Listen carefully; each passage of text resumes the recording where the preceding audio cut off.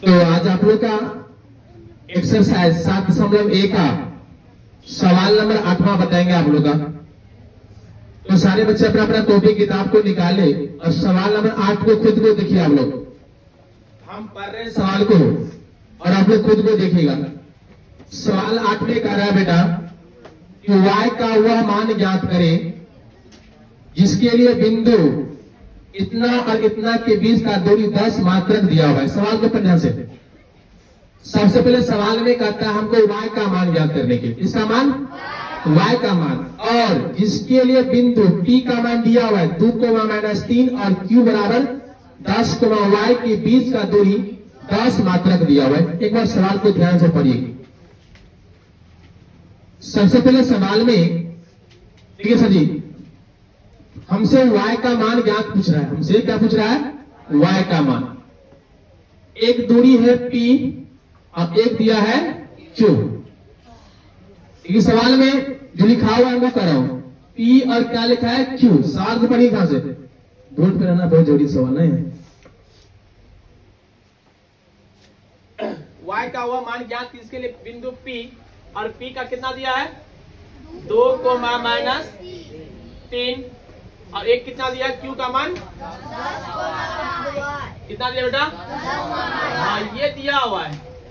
और इस दोनों के बीच का दूरी जो है ना कितना दिया है 10 मात्रक दिया है। 10 क्या दिया है मात्रक दिया है। ये बात को समझा आप लोग, समझ में आया?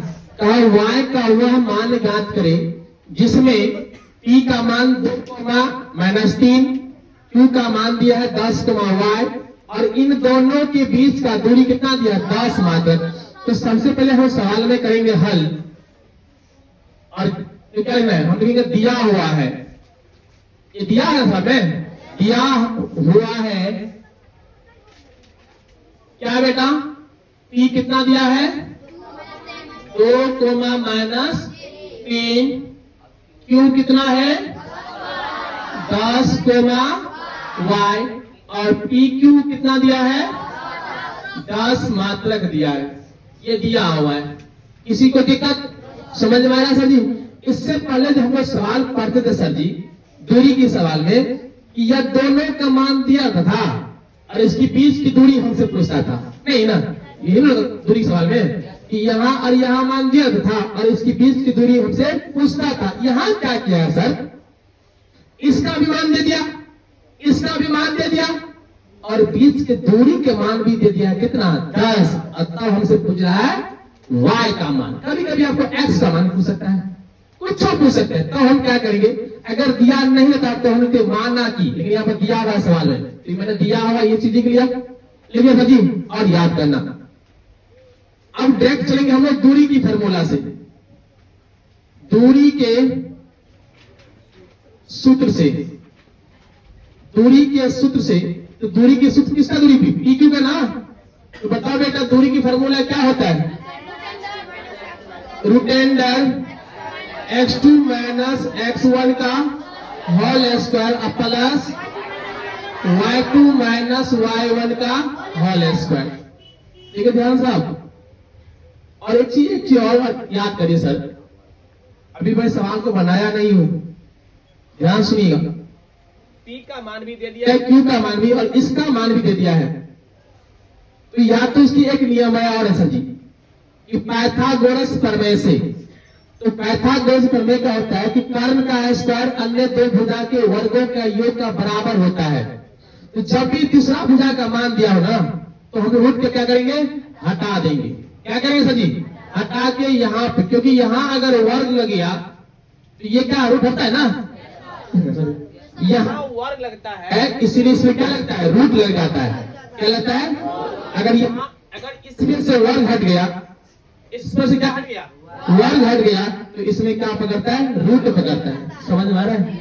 अगर आपसे हम कह देंगे कि बताए साहब ए पी होता है, अगर यहाँ लगा देंगे तो ऐसा दूरी की फॉर्मूला में रूट नहीं लगाना, रूट क्या करेगा हट जाता है। अगर इसको हटाएंगे तो क्या लगेगा, ये रूट लग जाएगा। तो चलिए सर जी देखिए आराम से, PQ का मान कितना दिया है 10, तो यहाँ हम कितना करेंगे 10, स्क्वायर है तो स्क्वायर। आराम से बेटा अब यहाँ दिमाग लगा सर जी, ये तो सबको पता है सर, ये x1, ये y1, ये x और ये y2 होता है ना। तो आप लोग खुद को जान लोगे x2 का मान कितना होगा 10, x1 का मान 2, स्क्वायर है तो स्क्वायर प्लस y2 का मान बेटा y और y1 का मान ये -3 है तो घेरेंगे, माइनस को 3 देंगे और फिर क्या देंगे, ये इसे घेरेंगे फिर स्क्वायर। यहां तक किसी को दिक्कत समझ में आ रहा है? चलिए, तो ये कितना हो जाएगा मेरा, ये 100 हो जाएगा और ये 8 का स्क्वायर प्लस इसको प्लस हटाओ तो y माइनस माइनस ये 3 होगा, ये क्या बन गया स्क्वायर। अब ये किस फॉर्मूला पे जाएगा, a प्लस b के होल स्क्वायर के फॉर्मूला पर। तो चलिए ये मेरा हो गया 100 बराबर ये कितना 64 और plus 2 a square y square plus 2 a b और प्लस b स्क्वायर, तो कितना का स्क्वायर 3 का स्क्वायर, यही ना। तो 100 बराबर 64 और प्लस y स्क्वायर, ये कितना होगा 3 दूना 6y और 3 दिया 9। यहाँ तक किसी को दिक्कत? चलिए आप इसको यहाँ पर कर लेते हैं। देखिए बहुत हुआ। अब देखिए ध्यान से कि ये और ये जोड़ेगा, तो पहले ये लिख लेते हैं 100। 100 बराबर 64 में 9 जोड़ेंगे तो 73, ये 73। अब बच क्या गया मेरे पास y स्क्वायर और प्लस कितना 6y। किसी को दिक्कत? अब बताओ बाबू कि ये इधर आएगा तो 100 माइनस में कितना 73 बराबर y स्क्वायर और प्लस कितना हुआ है 6y। कितना बचेगा ये? तो ये मेरा बचेगा 27 बराबर y स्क्वायर और प्लस 6y। अब इसको हम लोग द्विघात के रूप में कर लेंगे, तो द्विघात इस सब को भर कर लीजिए, y स्क्वायर प्लस 6y और बराबर में 27, ये आएगा ना। तो y square plus 6y minus में 70, उस पर क्या बच गया 0। अब मैं तुमसे पूछना चाहता हूँ ये क्या पकड़ लिया, गुणनखंड का रूप पकड़ लिया। तो नियम सीखिए सर जी, सिखाया हो गुणनखंड और 6 भी, तो 9 तिया 27 और 9 में से 3 गया तो 6 होगा ना सर जी। तो हम कर लेते हैं y स्क्वायर प्लस ना 9y माइनस में ना कितना 3 ना 3y माइनस 27 बराबर में 0। यहाँ तक किसी को दिक्कत? चलिए अब इसके बाद हम लोग क्या करते हैं, कोमल लेते हैं। तो कितना कोमल लेंगे, y जब कोमल क्या बचेगा y प्लस 9 और 3 को मिलेगा ना, तो क्या बचेगा y माइनस माइनस प्लस कितना 9 बराबर में 0। मेरा गुणनखंड तब सही होता है जब दोनों से मिल गया ना, तो सही चल रहा है। अब यहाँ पे कर लेते हैं ध्यान से बेटा, ये दोनों कॉमन एक साथ y माइनस में कितना 3 और इसको दोनों से कोई एवं ले लेंगे तो y प्लस 9 बराबर में 0। तोड़ेंगे कितना y माइनस 3 बराबर 0, तो y के मान 3 और ये y प्लस 9 बराबर 0, तो y के मान कितना -9। अतः y बराबर कितना बेटा 3 -9, यही आपका हो जाएगा आंसर। मतलब किसी बच्चे को दिक्कत है समझ में आ गया? कुछ पॉइंट में थोड़ा कोई थोड़ा उधर कर दो ध्यान से। देखिए बेटा ये उधर कर दिया मैंने, दिखा दे रहा आप लोग ना। किसी को दिक्कत? ये अंत में मैंने कर दिया हूँ, आप लोग खुद को समझ जाना आप लोग। तो ये सवाल आपका ऐसा था। अब एक बार आपको दोबारा आपको समझा देते हैं।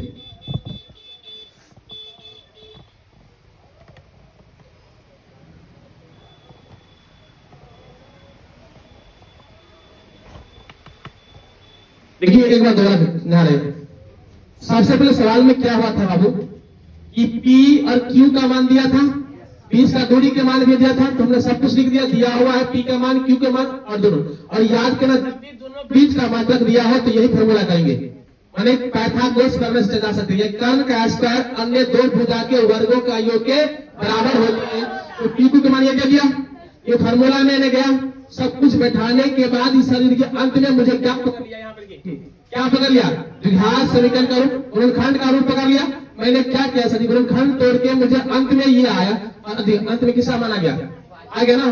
तो हमसे पूछ भी क्या था, y का मान, अतः y बराबर 3, -5, जो बहुत गिरिया सवाल है, कई बार एग्जाम में क्या किया पूछा हुआ है। समझ में आ गया आपको, कितने में समझ में आ गया, आ गया सर जी, पक्का। एक सवाल दे दे, चलिए एक सवाल दे रहा हूं आपको।